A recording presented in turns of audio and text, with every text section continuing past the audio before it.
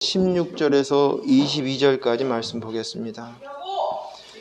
마태복음 19장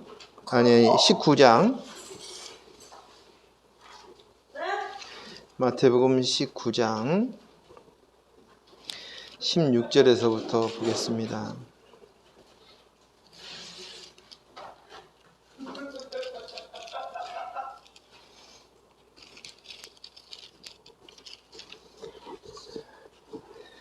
우리 서로 교독하겠습니다. 16절에서부터 22절까지 말씀 보겠습니다.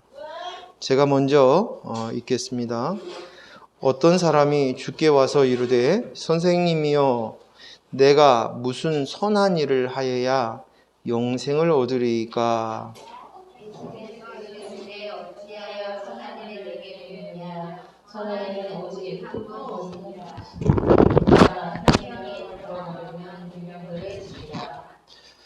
이르되 어느 계명이니오니까?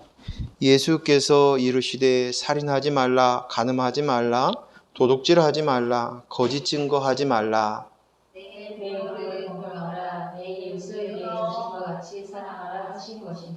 그 청년이 이르되 이 모든 것을 내가 지켜 싸운데 아직도 무엇이 부족하니이까? 예수께서 이르시되 내가 온전하고자 하신대 가서 내 소유를 팔아 가난한 자들에게 주라. 그리하면 하늘에서 보화가 내게 있으리라. 그리고 와서 나를 따르라 하시니. 그 청년이 재물이 같이 읽습니다. 그 청년이 재물이 많음으로 이 말씀을 듣고 근심하여 가니라. 아멘. 오늘 말씀은 지난주에 그 정죄함이 없나니 이 말씀과 연계해서 조금 더 생각을 해보려고 오늘 본문 말씀을 잡았습니다. 우리는 내가 부자인 것을 모르며 사는 것 같습니다. 부자라고 하면 내가 왜 부자예요? 저 가난합니다. 전 부자가 아닙니다. 라고 대답하시는 분도 있을 것입니다.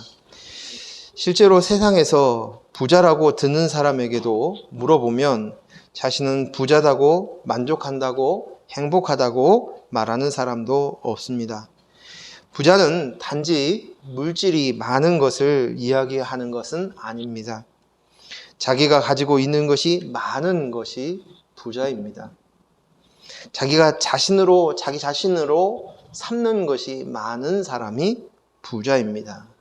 즉 학벌이 높은 사람, 나 어느 대학 나왔어요? 어느 대학원 나왔어요? 박사예요? 석사예요? 또 명예를 소유로 삼고 있는 사람들, 명예가 자신을 드러내는 어떤 명함에 자신의 직분들을 쭉 기록해놓고 나 이런 사람입니다 소개하며 내놓습니다. 또 이력서에 세세하게 자신의 경력을 쓰면서 그것으로 자부심을 갖는 그런 부자도 있습니다. 또 자신의 멋진 몸매, 건강, 자신의 근육 등으로 어깨에 힘을 주거나 멋진 몸매가 드러나는 옷을 입고 다니기도 합니다. 또 자신이 실제로 가지고 소유하고 있는 그것으로 인해서 자기로 삼는 부자인 사람도 있습니다. 어떤 사람은 자기가 가지고 있는 많은 물질을 이야기하지만 그 물질이 많이 있지 않음에도 불구하고 물질이 있으면 있는 대로 아니면 빚을 내서라도 자기가 좋아하는 것을 사는 사람도 있습니다. 멋진 차, 스포츠카, 그리고 최고급 세단, 이것들로 자신을 삼습니다. 그런데 오히려 이 차들을 매일 타고 다니는 것이 아니라 전시해놓고 자기 집에서 보고 있는 거예요. 그런 경우들이 있습니다. 반대로 또 여자들 같은 경우에는 이러한 백을 전시해놓고 그것으로 인해서 자기를 찾는 사람들도 있습니다. 아니면 가문이 자기 자신이라고, 가문의 배경들, 우리가 어떤 집안이야 하는 것들, 우리의 역대에 어떤 직분을 가지고 있는 집안이야 하는 것들, 아니면 우리 집안 내가 3대째, 아니 5대째 예수를 믿는 집안이야. 뭐 이러한 것들. 또 자신의 지식이나 경험을 가지고 또 자신이 가지고 있는 많은 인맥들을 가지면서 내가 누구하고 친한 사람이야. 내가 그 사람 내가 잘 알고 있는 사람이야. 내가 누구와 관계를 맺었던 사람이야. 라고 하는 그것으로 인해서 부자로 사는 사람들이 많이 있습니다. 오늘 본문에서 어떤 부자 청년이 예수님께 찾아왔습니다. 그리고 이 청년이 얼마나 많은 부를 가지고 있는지는 잘 알지 못하지만 오늘 예수님과의 대화 속에서 그가 부자라는 것들이 분명히 확인되는 장면들이 기록되어 있습니다. 예수님께 이렇게 질문합니다. 선생님이요, 내가 무슨 선한 일을 하여야 영생을 얻으리까? 내가 무슨 선한 일을 하여야 영생을 얻으리까? 부자 청년의 관심은 자신이 무엇을 하면 영생을 얻을 수 있다는 생각이 그 속에 있는 것이에요. 그래서 자신의 소유가 더 늘어나면, 무엇을 함으로 인해서 더 많이 가지면 영생을 얻을 수 있다는 생각이 있어요. 이 질문에 대해서 여러분의 기저에 깔려있는 여러분 생각도 마찬가지입니다. 저를 포함해서 우리 모두도 마찬가지입니다. 초점은 타겟은 나입니다. 나. 내가 무엇을 하면, 내가 얼마나 노력을 하면, 내가 잘 믿으면 구원과 영생을 얻을 수 있다고 생각합니다. 그러니까 오늘 이 말의 질문 자체가 벌써 나예요. 그러니까 뭡니까? 인본인 것입니다. 나로부터 시작하고 나로부터 증거를 찾고 나로부터 결론을 얻어내고자 하는 것입니다. 예수를 믿는다고 하지만 예수를 믿는 것도 나로부터 찾고 시작합니다. 이것은 아무것도 아닙니다. 내가 아무리 신앙의 생활을 열심히 하고 열정을 바친다 할지라도 그것은 하나님과 상관이 없는 것입니다. 내가 뭔가를 결정할 수 있는, 선택할 수 있는 것이라고 생각합니다. 하지만 구원과 영생을 위한 것은 아닙니다. 오직 우리에게 필요한 것은 예수님밖에 없는 줄로 믿습니다. 이 청년에게는 어디에도 예수가 없었고 시작이 예수님도 아닙니다. 나로부터 시작입니다. 그의 생각에 결국은 자신이 원하는 것을 얻고야 말겠다는 생각뿐입니다. 신앙생활을 열심히 하고 열정이 넘쳐서 헌신한다고 하는 사람 중에는 자신을 희생하고 또 구제와 봉사를 열심히 하고 전도도 한다고 합니다. 사람들에게 이로 인해서 또 많은 종교 지도자들이나 교인들에게 인정함을 받는다고 해도 그 시작이 나로부터 되어진 것이라면 하나님 앞에서는 아무것도 아닙니다. 헛짓이요 쓸데없는 일입니다. 하나님 앞에서 무소유를 주장하고 예수님처럼 자신의 모든 것을 내주어도 예수님이 없다면 우리는 아무것도 아닙니다. 이 이야기를 하고 있는 것이 고린도전서 13장이에요. 우리가 잘 알고 있는 사랑장이에요. 사랑은 무엇입니까? 곧 예수입니다. 예수. 그래서 내게 있는 모든 것을 구제하고 내 몸을 불사르게 내어줄지라도 무엇이 없으면, 사랑이 없으면 내게 아무 유익이 없느니라. 즉 사랑, 예수가 없으면 아무것도 아닙니다. 그리고 간혹 우리 중에 무소유를 주장하는 사람이 있습니다. 이것은 기독교뿐만 아니라 다른 종교에도 그런 사람들이 있습니다. 하지만 그 내용을 보면 그 무소유자는 더 심각한, 가장 강력한, 나를 채우려고 하는, 내가 부자 되려고 하는, 소유하고자 하는 욕심으로 가득 찬 자일 수 있습니다. 예수님은 그 청년에게 묻습니다. 어찌하여 선한 일을 내게 묻느냐? 선한 이는 오직 한 분이시니라. 내가 생명에 들어가려면 계명을 지키라고 말씀하십니다. 선한 일은 무엇입니까? 오늘 예수님께 이 청년이 와서 선한 일을 얘기합니다. 내가 그 선한 일을 하겠다고. 그런데 선한 일은 이 땅에 없습니다. 오직 선한 사람과 선한 일은 예수 그리스도와 예수 그리스도께서 십자가에 못 박혀 죽으신 일이 선한 일인 줄로 믿습니다. 선함은 하나님의 뜻대로 이루어지는 것이 선함입니다. 오직 선한 분은 하나님 한 분이시기 때문입니다. 그러기에 오직 선한 분은 한 분 하나님뿐이시고 이 땅에서 그것을 이루신 분은 예수님밖에 없습니다. 그 모습 앞에 다 이루었다. 또 하나님께서는 하나님 뜻대로 그대로 이루어진 모습을 보면서 보기에 좋았더라. 이것이 바로 참 선입니다. 하나님의 명령대로 그대로 되어지는 것, 창조되어지는 것, 이것이 바로 선함입니다. 오늘 예수 그리스도의 그 선한 일로 인하여서 이제 우리 속에 그 선함이 이루어진 줄로 믿습니다. 그런데 인간은 범죄한 이후에 우리에게 선함은 없습니다. 오직 선함은 내가 주인으로 있는 한은 가질 수 없습니다. 내가 주인인 이상. 인본으로는 하나님의 선을 이룰 수 없다는 것입니다. 그래서 오늘 예수님께서 그 청년에게 이야기하시는 것이 계명입니다. 계명을 꺼집어서 이야기하면서 계명을 지키라 라고 말씀하세요.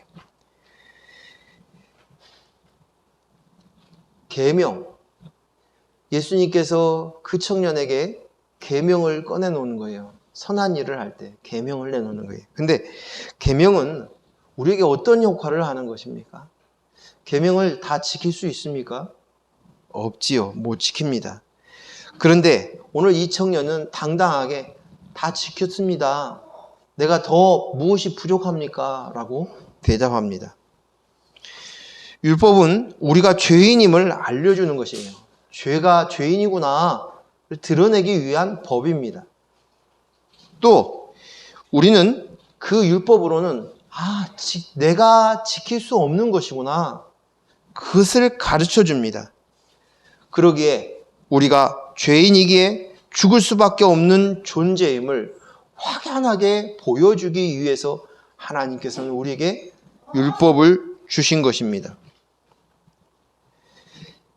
그리고 이 말의 뜻은 이 율법을 지키는 건 너로는 될 수가 없어. 그래서 너를 대신하여 누구요? 예수 그리스도께서 십자가에 못 박혀 죄의 값으로 십자가에 못 박혀 죽어야 돼. 이것은 너가 지킬 수 있는 것이 아니야. 이것입니다. 그런데 이 청년 안에는 자기가 율법을 지켰다는 오만함이 있습니다. 당당함이 있습니다.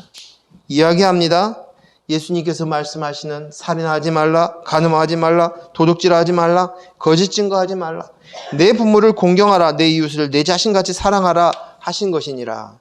그 청년이 이 얘기합니다. 이 모든 것 내가 지켰습니다. 아직도 무엇이 부족합니까? 아직도 무엇이 부족합니까? 오늘 이 청년은, 이 부자는 그것을 지킨 모든 것이 자기의 소유인 거예요. 그것으로 자기를 삼은 거예요. 자기를 드러내는 거예요. 오늘 예수님의 질문 앞에서, 율법 앞에서 확연하게 그것이 들춰낸 것입니다. 한데도 이 청년은 아직도 이 이야기가 무엇인지를 깨닫지 못해요. 눈이 감겨져 있어요. 소경입니다. 소경입니다. 볼 수 없습니다. 예수님이 빛을 비춰주지 않으면 볼 수 없는 존재인 것입니다. 예수님이 무엇을 말하려고 하는지 알지 못하고 그는 내가 지켰네 안 지켰네 이거에만 몰입이 되어 있는 거예요. 그것밖에 생각에 못 미치는 것이, 거기에서 한 발짝도 앞서가지는 못한 것입니다. 그는 자기가 지킨 그것으로 인해서 그 자부심과 자긍심, 그 자랑으로 자기를 삼은 거예요. 지독한 부자입니다. 그에게는 많은 이런 지독한 소유가 있는 것이, 난 당신과 같지 않아. 나는 다 지켰어. 도덕적으로, 윤리적으로, 율법적으로 나는 완전해. 너희와 같지 않아. 그는 판단하는, 정죄하는 그 모든 것, 그것으로 자기를 삼은 것이. 그런데요, 율법 앞에서 하나님의 은혜의 빛이 내게 비추고 나면 오늘 이 청년이 진짜 깨닫는, 성경에서 이야기하고자 하는, 하나님 아버지께서 우리에게 보여주시는, 그 율법을 통해서 보여주시는 진짜 죄를 확연하게 알 수 있습니다.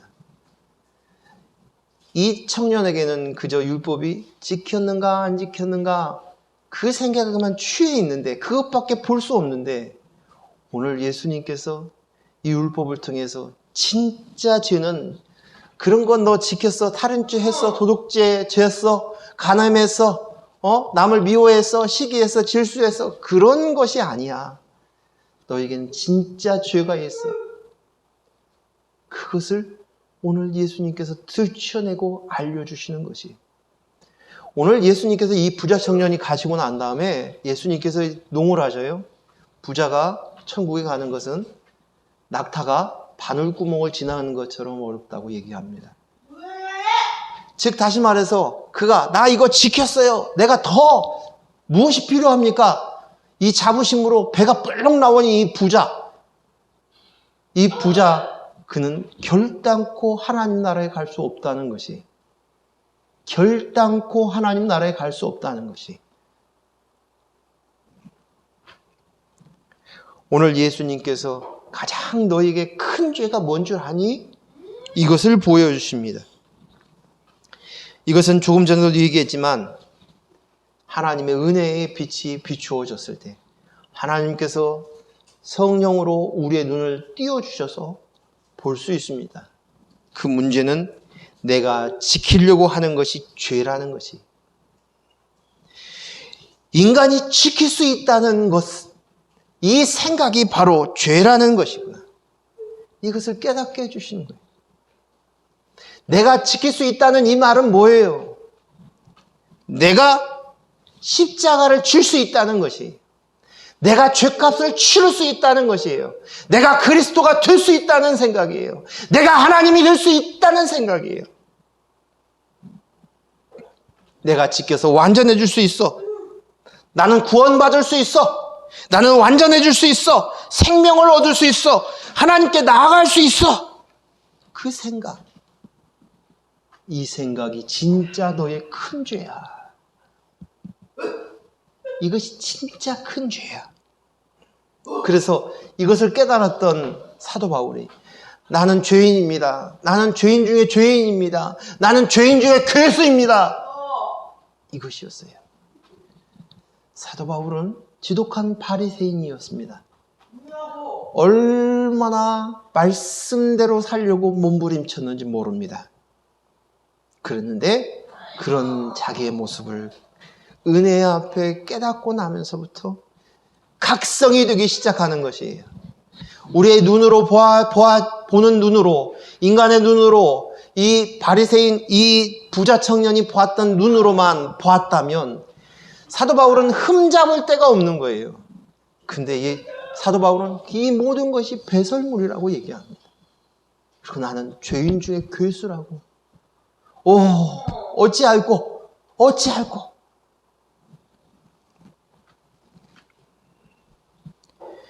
그저 지켰니 안 지켰니 거기에서 한 발짝도 앞서지 못하고 그렇게만 살아가고, 여전히 그리스도 안에 와 있다고 하지만, 신앙생활을 시작했다고 하지만 그것에 붙잡혀서 살고 있는 것이, 나도 다른 사람도 그렇게만 봅니다. 내 자녀도 그렇게만 봅니다.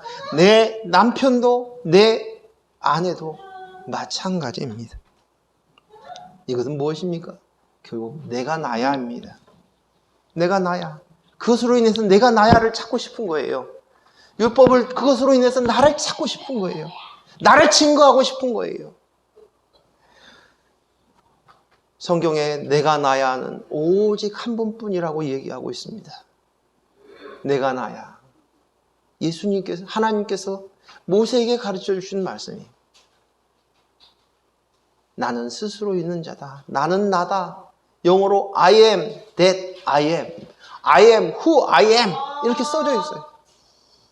그런데 오늘 사람이 예수 그리스도를 보내어 주는데도 불구하고 여전히 내가 나를 증명하고 싶은 거예요. 하나님처럼 되고 싶은 거예요. 그래서 선악을 나누면서 끊임없이 하나님 노릇하는 것입니다. 모든 것의 시작이 인간이고 나로부터 시작되었다고 생각합니다. 우주 만물이 나 중심으로 움직인다는 착각 속에 살아갑니다. 하나님을 섬긴다고 말하지만 내 안에는 두 명의 하나님이 계셔요. 하나는 누구입니까?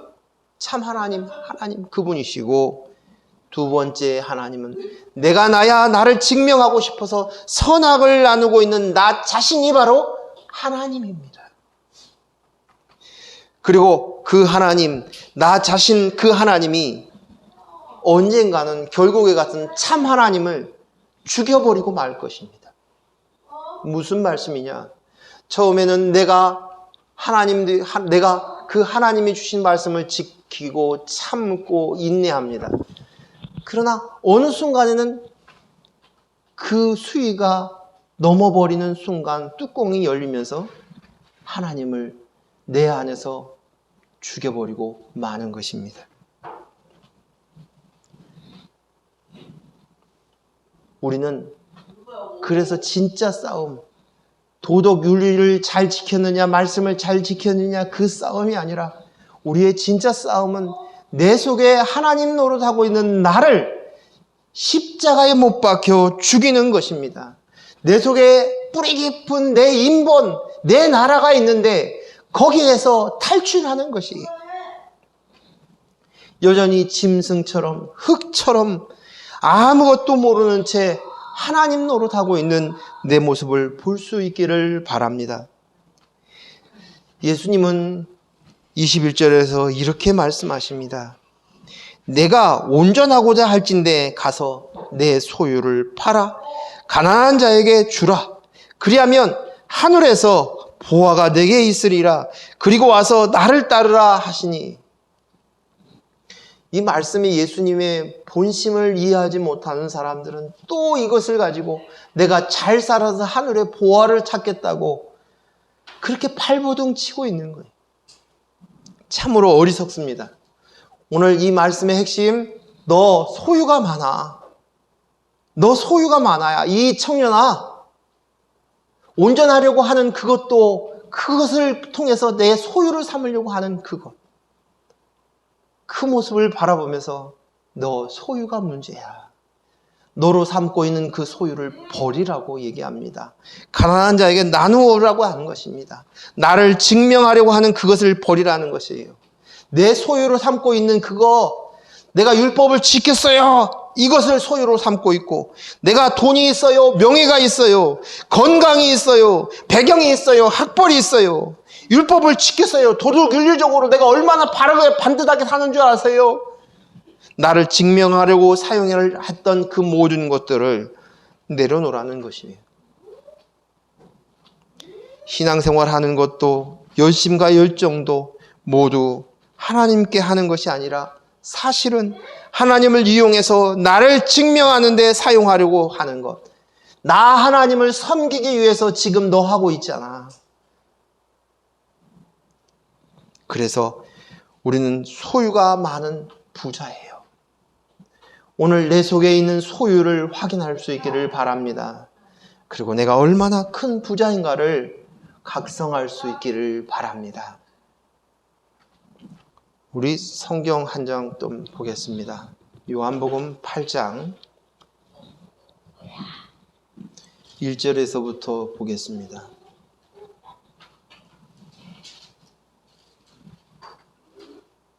1절에서 11절 우리 교독하겠습니다. 157조 요한복음 8장 1절에서 11절까지. 다 각각 집으로 돌아가고 예수는 감람산으로 가시니라. 2절 읽으십시오. 아침에 다시 성전으로 들어오시니 백성이 다 나오는지라 앉으사 그들을 가르치시더니 서기관들과 바리새인들이 음행 중에 잡힌 여자를 끌고 와서 가운데 세우고 예수께 말하되 선생이여 이 여자가 가늠하다가 현장에서 잡혔나이다. 모세는 율법에 이러한 여자를 돌로 치라 명하였거니와 선생은 어떻게 말씀하겠나이까? 그들이 이렇게 말하면 고발할 조건을 얻고자 하여 예수를 시험함이로라.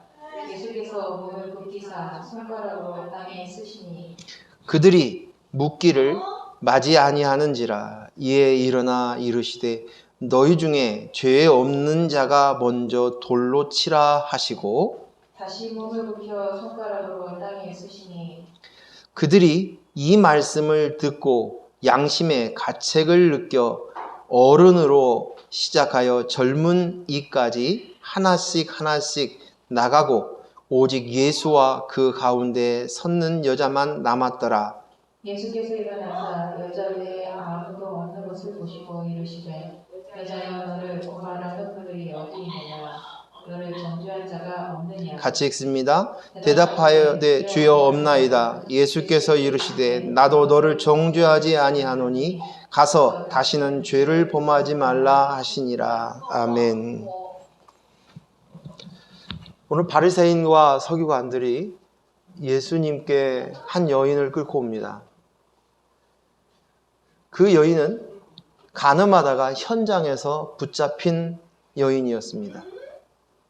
그리고 그 여인과 함께 그들이 예수님 앞에 펼친 것은 율법이었습니다. 모세의 율법에는 이 여인은 돌로 쳐라고 합니다. 그런데 예수님 앞에 당신 선생님, 이 여인을 어떻게 해야 합니까? 라고 얘기합니다. 오늘 성경에 기록된 대로 여기에는 그들의 음모가 있었던 것입니다. 돌로 치라 하면 모세의 율법은 지켰을런지 모르지만 로마의 현행법에는 살인죄가 되는 것입니다. 반대로 돌로 치지 말라 그러면 로마법은 지켰는지 모르지만 모세의 율법을 어겼기 때문에 더 이상 예수님은 스승의 선생이 아니라고 할 수 있는 그들의 정당성을 찾는 것입니다. 그런데 오늘 이 여인을 향하여서 그 율법을 들여내면서 예수님 앞에 이 여자 어떻게 할까요? 그저 이 여자의 결과를 어떻게 하나 보면서 호절을 부르며 예수님께 찾아왔습니다. 그들 손에는 그들이 그렇게 자신 있어 하는 율법, 법을 들고 왔습니다. 지켰느냐, 안 지켰느냐 이거예요. 바리새인 율법사들이, 서기관들이 그들의 관심은 온전히 이 여인, 이 율법을 지켜야 합니까? 안 지켜야 합니까?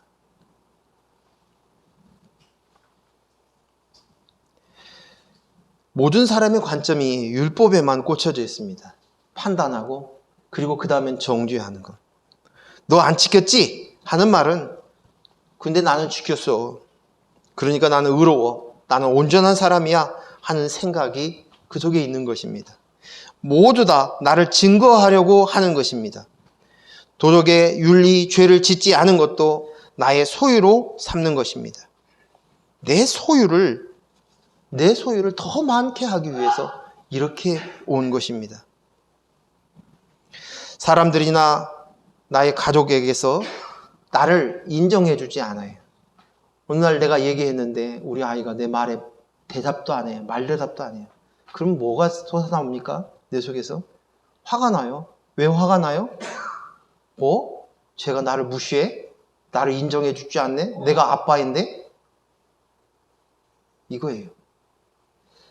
즉 다시 말해서 내 자녀에게서 내가 인정해 오지 않았을 때 내 소유가 생겨지지 않았을 때 화가 나는 거예요. 반대로 내 말이면 끝뻑 죽고 내 말은 다 순종하게 들으면 그러면 그것으로 인해서 흐뭇해합니다. 나를 알아주는구나. 날 알아보는구나. 그것으로 행복하고 만족해야 합니다. 뭐예요? 여전히 내 소유예요. 세상에 목사님 같은 분이 어디 있습니까? 법 없이도 살 사람입니다. 인정이 와요.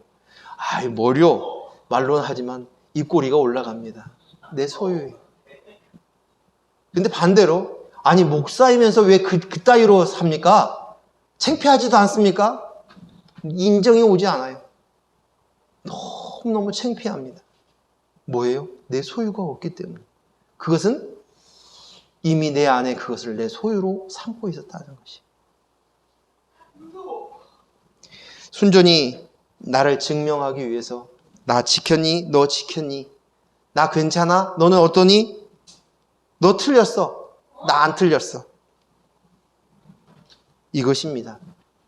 그래서 범죄한 뱀의 후예가 된 우리 모습 속에서 선악을 나누며 살아가는 것이, 그 선악을 나눔으로 자기의 소유를 삼고 자기를 증명하며 살아가는, 내가 하나님처럼 되기 위해서.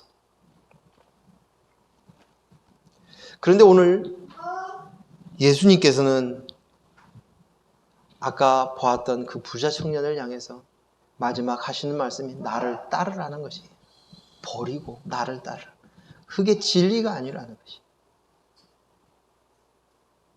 그것으로 이룰 수 있는 것이 아니야.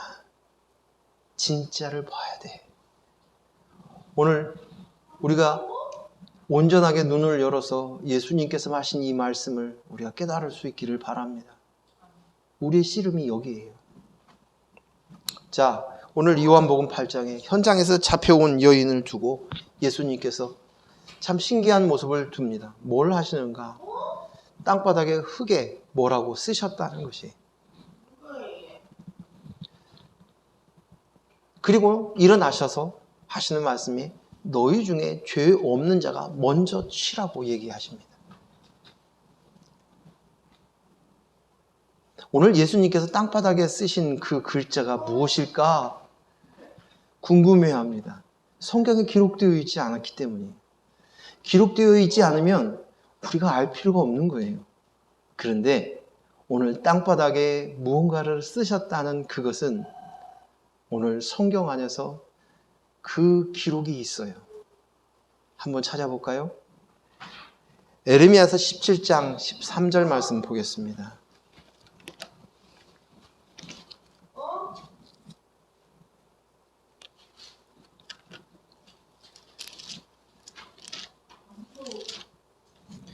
에레미야 17장 13절, 우리 같이 한 목소리로 17장 13절. 못 찾으신 분은 앞에 스크린 보시면서 같이 읽겠습니다. 시작. 이스라엘의 소망이신 여호와여, 무릇 주를 버리는 자는 다 수치를 당할 것이라. 무릇 여호와를 떠나는 자는 흙에 기록이 되오리니 이는 생수의 근원이신 여호와를 버림이니이다. 아멘. 이게 뭡니까? 오늘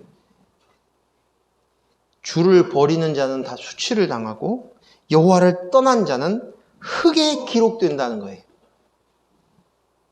이는 생수의 근원이신 여호와를 버립니다. 하나님이 없기 때문에 여호와를 버린다, 버리는 자는 수치를 당하고 흙에 기록된다는 말, 이것은 흙에 기록된다는 이 말은 우리에게 가장 지독한 저주입니다. 그렇죠? 저주예요. 흙이 흙으로 가는 것, 그리고 영이 하나님의 영과 함께하지 않는 것을 이야기하는 것이 흙이 흙으로 간다는 표현이에요. 흙에 썼다는 것은 결국 하나님께로 가지 못한다는 거예요. 그러니까 지독한 저주인 것이. 우리는 지난주에 뱀이 이제는 너는 흙으로 기어다니면서 그리고 흙을 먹으리라고 표현하셨어요. 그리고 오늘 흙에 기록된 자는 저주를 받았다. 하나님을 버리고 하나님을 떠난 자가 바로 흙에 기록된 자다. 라고. 생명이 없다. 이들에게는 생명이 없다. 생수의 강이이신 하나님이 없다는 것이 얼마나 가장 악한 죄입니까? 저주입니까? 우린 모든 죄를 예수 그리스도께서 십자가에 못 박혀 죽으시고 그리고 그리스도의 영이 내 속에 거하심으로 용서함을 받고 구원을 받고 생명 영생을 얻은 자인 줄로 믿습니다. 예수 그리스도가 아니면 안 됩니다. 예수님께서 오늘 흙에 쓰셨다. 뭐라고 쓰셨을까요? 흙을 쓰는 것은 저주받은 자의 이름입니다. 그러면 그 앞에 있는 사람들의 이름을 썼을까요? 아니죠. 거기에는 정확하게 성경에 써여 있지 않지만 예수라고 써 있을 것입니다. 왜요? 예수님께서 바로 내가 되셔서 놋뱀이 되셔서 나무에 매달리신 것처럼 예수님께서 인간이 되셔서 그 저주 십자가에 오르시기 때문입니다. 예수님이 저주받은 자가 될 것이기 때문입니다. 아무것도 모르고 그저 율법을 지켰느냐 안 지켰느냐, 이 여인이 간음을 했느냐 안 했느냐로 붙들고 서 있는 그들 앞에서 예수님은 그 땅바닥에 쓴 자마다 저주받은 자인데 그 저주받은 그가 바로 예수의 이름이었을 것입니다. 오늘 우리가 바로 예수 그리스도의 은혜를 입은 자인 줄로 믿습니다. 이것이 바로 은혜예요. 은혜.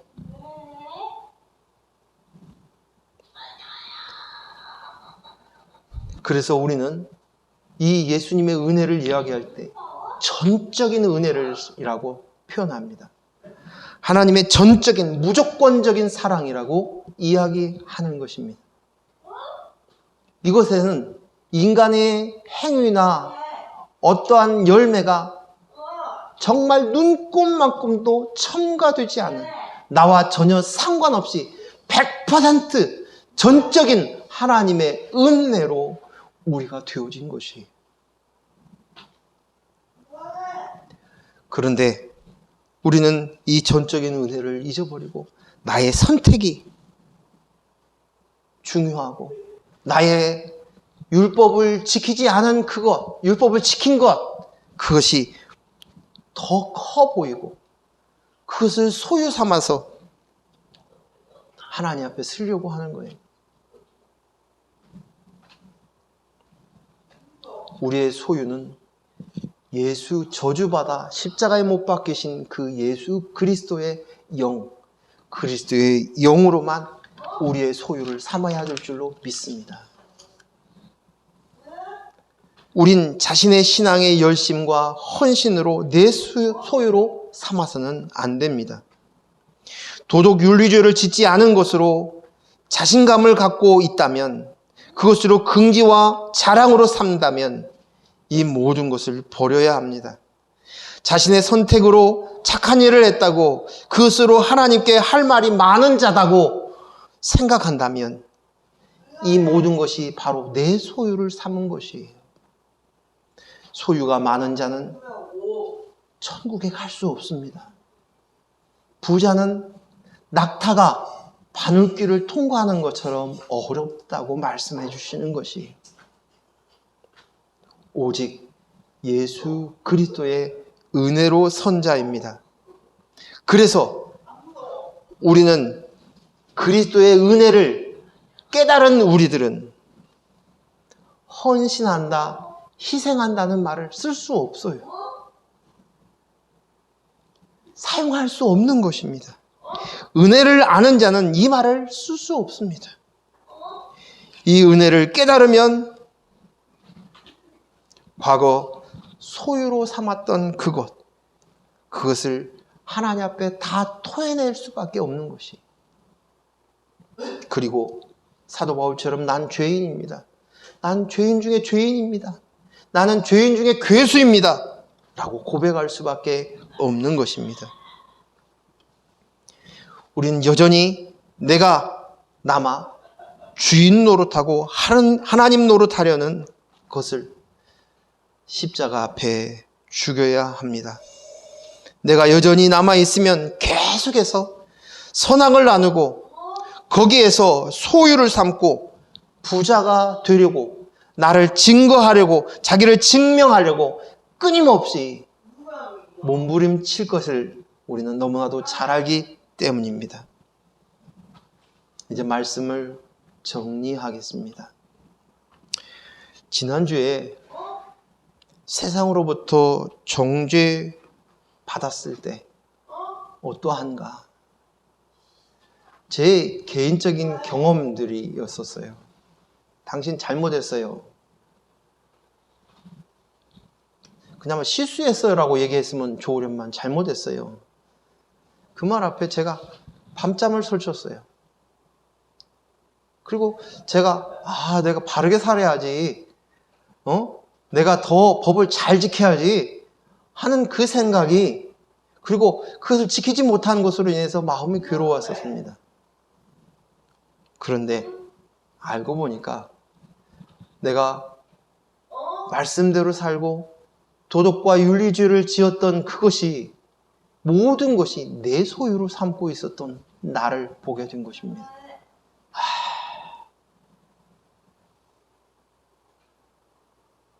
그리고 내 소유로 삼은 그것이 진짜 죄라는 것을 알았어요.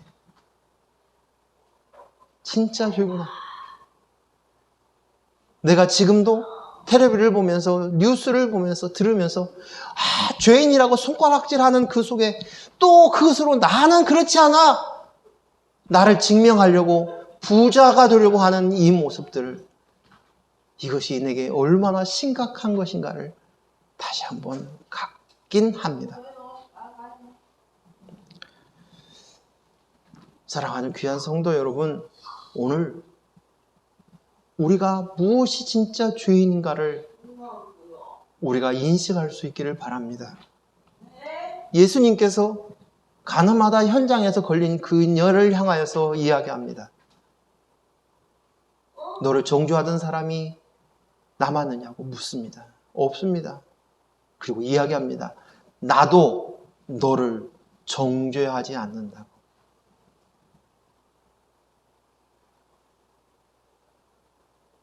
오늘 이 말씀이 무슨 말씀이신지 우리가 깊이 각성하는 저와 여러분이 되기를 바랍니다. 기도하겠습니다. 하나님 아버지, 감사합니다. 오늘 주신 말씀, 내 소유가 무엇인지를 볼 수 있도록 눈을 열어주시니 감사합니다. 자꾸만 내 소유를 늘려서 부자가 되므로 세상 앞에서 또 하나님 앞에서 인정받으려고 나를 증거하려고 하는 이 모습, 이것이 진짜 나의 심각한 문제인 것들을, 죄인 것을 각성할 수 있도록 허락해 주시니 감사합니다. 우리의 눈을 점점점 더 열어주시옵시고 더 선명하게 하나님의 나라를 바라보며 하나님이 아버지이신 것을, 내가 예수 그리스도의 영으로 하나님의 아들 된 것을 알아갈 수 있는 저희들 되게 하여 주시옵소서.